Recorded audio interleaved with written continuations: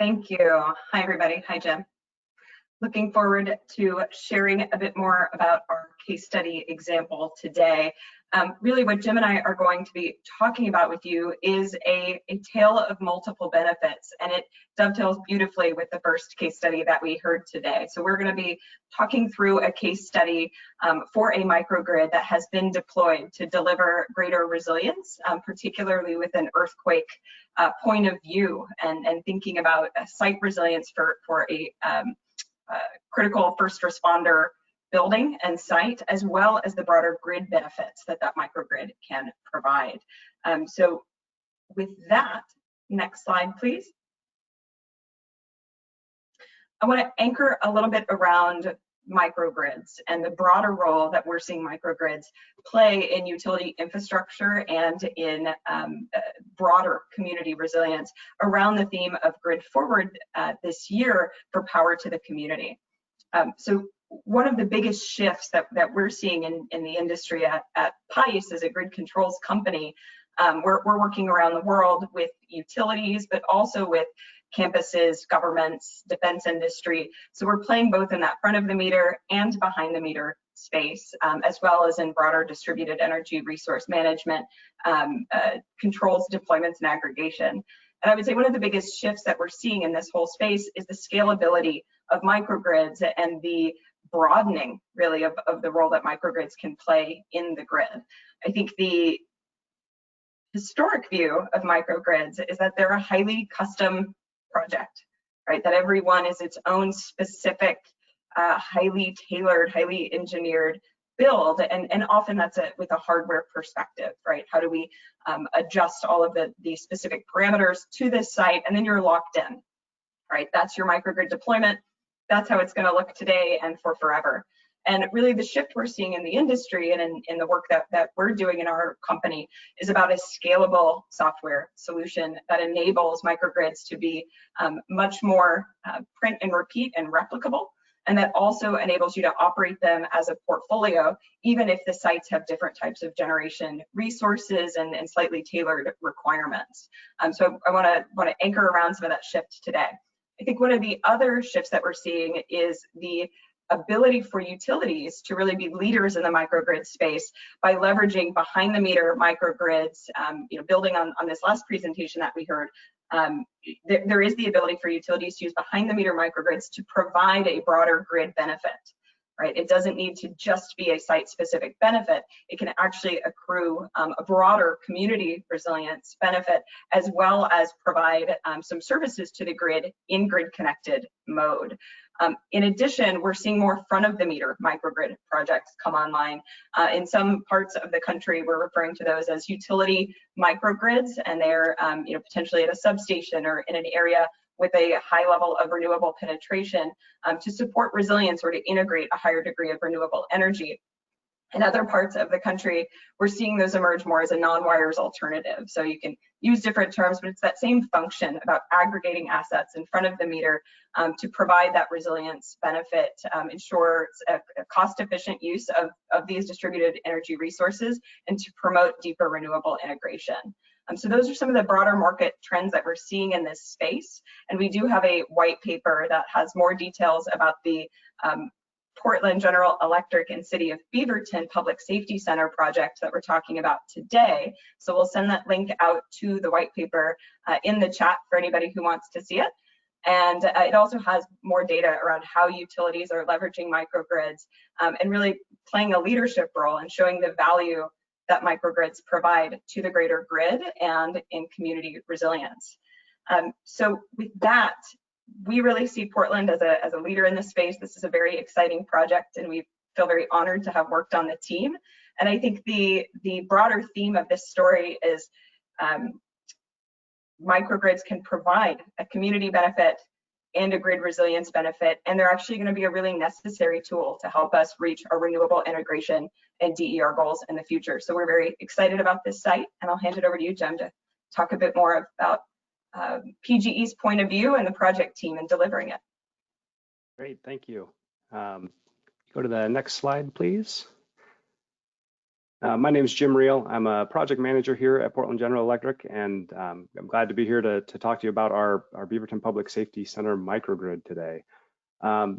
First of all, this project came out of our Oregon's House Bill 2193 energy storage mandate, and that was back in 2015 legislation that passed for us to evaluate storage, and we proposed projects at all points in our grid to try and learn as much as we can about storage per the requirements of the legislation. And out of that, resiliency-based microgrids is one that definitely came first to mind when we started working on that. And so for this project specifically, it's a partnership between PGE and the city of Beaverton here in Oregon. And the Beaverton Public Safety Center itself is a new building, new construction. It was recently completed by the city of Beaverton, and the microgrid installed at that facility went into service early last month. So we're very excited to have it up and running, and just starting to get information back on operations and getting into swing things there. The Beaverton Public Safety Center itself houses the city's emergency management department and their police department, and that makes them an ideal partner for a microgrid project given the resiliency focus. And so our goal for this microgrid project has been to provide highly resilient electrical service and to help increase community resilience. We want to help support local renewable energy targets and to provide grid services to our customers. So more specifically, as part of our resiliency planning for earthquake preparedness, PGE is deploying this microgrid to ensure that we have continuous operation of those emergency services. The microgrid system, it shows an innovative approach that we've been able to take to support customers with their with different resilience solutions through a utility-led behind-the-meter microgrid. We recognize the customer's need for resiliency and backup power in critical facilities, and we've tried to work to develop a model for a replicable microgrid as a service offering to our customers who support community safety and recovery during a grid event. With this partnership between the community and the utility, both parties benefit. In the case of the Beaverton Public Safety Center, PGE will own and utilize the battery energy storage system for grid services during normal operating conditions. And the city of Beaverton receives an increased level of resilience during a grid outage. We have a minimum threshold on the state of charge for the battery system to ensure that there's always energy available for the microgrid during a grid event. This project also allows the Beaverton Public Safety Center to meet estimated 40% of its power needs from solar energy. And most importantly, in the event of a grid interruption, the system allows the microgrid to island for up to 21 days in an emergency situation. And that duration is extremely important if we think about an event like a Cascadia subduction zone earthquake, where we would anticipate that have an extended grid outage and to have a disruption to diesel fuel supply for backup generation. And in this scenario, a site like the Beaverton Public Safety Center and its continued operations through that sort of an emergency is critical. The benefit here is that we have a microgrid control system in place to use the battery energy storage system to store excess solar during the day to maximize fuel efficiency of the standby generator when it's needed and to extend the runtime. A little more specifics around this microgrid system. It consists of a 250 kilowatt, 1 megawatt hour battery energy storage system from Powin Energy, so it's rated for a 4-hour duration. This energy storage system was provided by PGE to the project. There's a 300 kilowatt solar PV system that was provided by Beaverton Public Safety Center, a 1,000 kilowatt diesel standby generator that was also provided by the Beaverton Public Safety Center, and the site microgrid controller from PXiSE Energy Solutions that was provided to the project by PGE. And all of these systems work together to form the functional microgrid. And this microgrid has many different use cases that we are evaluating, from some of the utility services that we can provide, frequency regulation, contingency reserves, volt bar support, demand response, and mitigation of cold load pickup. And then from the customer side, some of the services maximizing the PV self-generation, and like I mentioned before, having a minimum energy reservation in anticipation of a grid outage. During a grid outage or islanding, the system seamlessly islands, forms the grid, and has an ability to automatically reconnect once the grid is available, switch back to the grid. And then this is where, during a grid outage, this is where the system would manage the microgrid for maximum reliability, maximum utilization of the available renewable energy, and to minimize the need to run the standby generator. And when it is needed to run, utilize it in such a way that it is as fuel efficient as possible. So this project will allow us to evaluate and demonstrate the optimization of the customer microgrid in all of these different operational situations. Again, looking at the overall environmental impact, the grid services during normal operation, and the resiliency during a grid outage. Like I said, this project came out of our House Bill 2193 mandate, and we'll be evaluating this project over the next 10 years to report out and learn and find the best dispatch strategies, and learn as much as we can around how we can use this project as a baseline going forward for additional projects.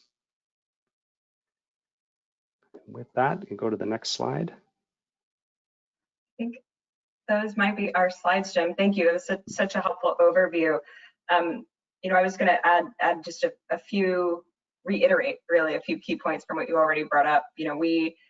I think part of what's so valuable about this project and the way that PGE has pioneered in this space is, first off, the partnership, right? Identifying how to work with your local government partners, prioritizing a site that requires that continuous operation and is in a location where it can provide broader benefits. And so I think for those who are thinking about how a project like this might fit into their portfolio, developing the partnership and finding the sites is at the front of the list, right, of where you need to start and understand the value. I think one of the second points to hit on is finding that balance between what's the resilience requirement, how long is that resilience requirement for, and then how do you stack that resilience requirement also with your renewable energy usage goals and some of the grid services goals.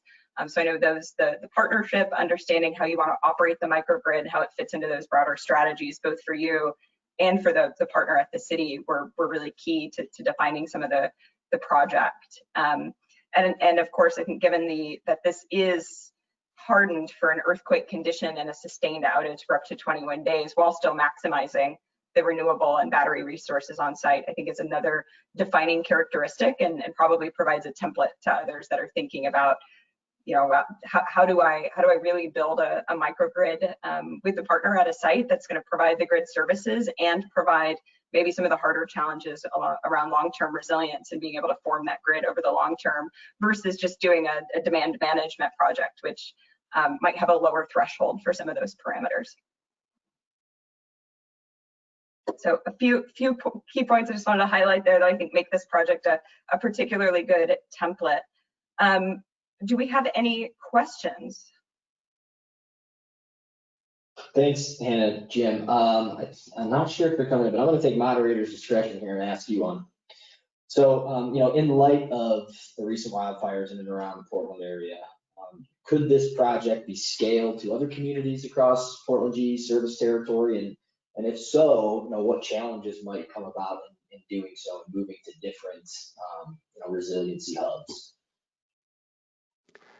Definitely, this is something that we have planned to be replicable, and with the recent wildfires in mind, it is something that we are going to start looking at, and something that could be done. I think some of the challenges that I would expect to face with that approach, in general, battery energy storage systems are new. From a permitting standpoint, take these into a new jurisdiction, it's going to have a new set of challenges. As people aren't as familiar with them, there's a lot of work to make sure that answer all the questions and get everybody up to speed on what's actually being installed, what it's going to do, and making sure all the safety precautions are taken. So I think that's not going to change as you move around, say, our service territory and look at adding additional projects. And to draw on that a little bit, I'm putting my PXiSE hat back on, but some of the, I guess our perspective as a grid controls company in the broader microgrid space would be that there is a future where utilities can have a very real near-term future where utilities can have a portfolio of microgrids, right? Where there's a specific site screen and site controls capability, but there's also a portfolio-wide capability.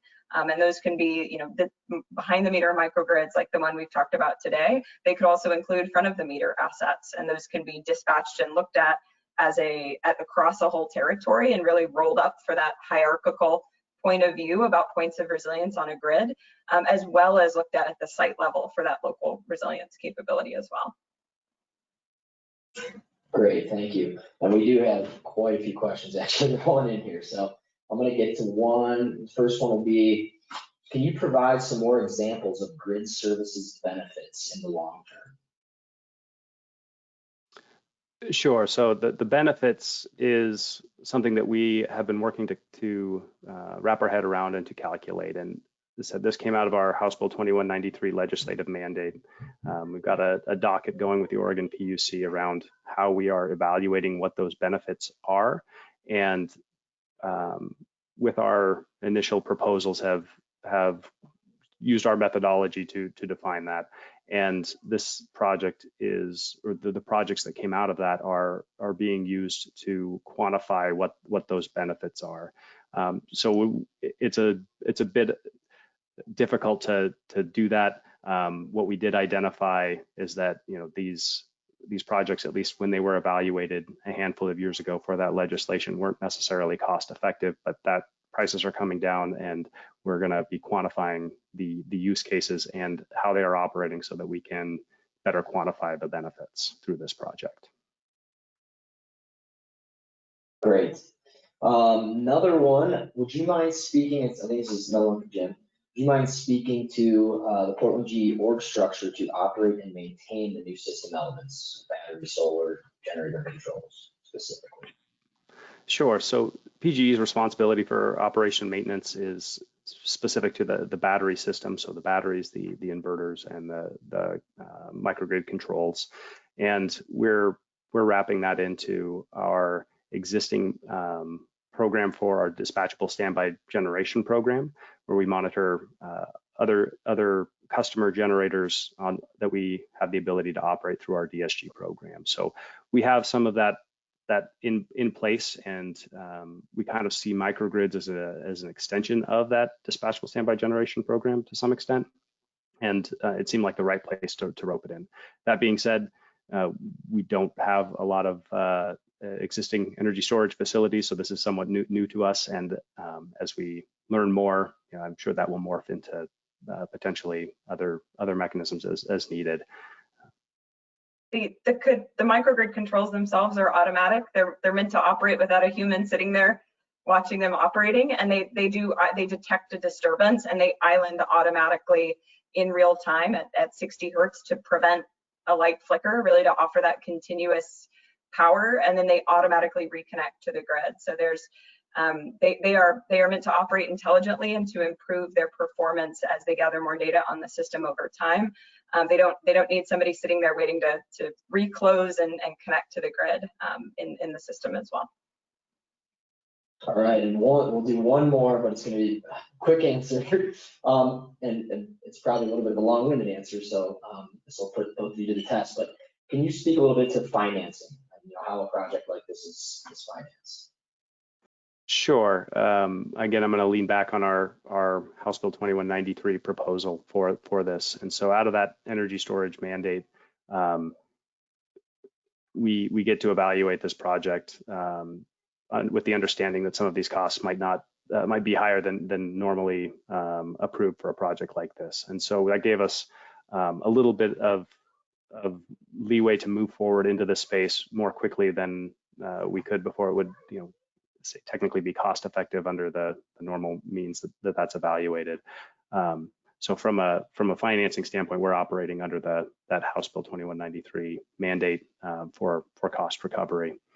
That being said, as we learn more, we were doing updated evaluations on pricing and benefits to basically try to find the point where that becomes cost effective, where these can be completed more readily.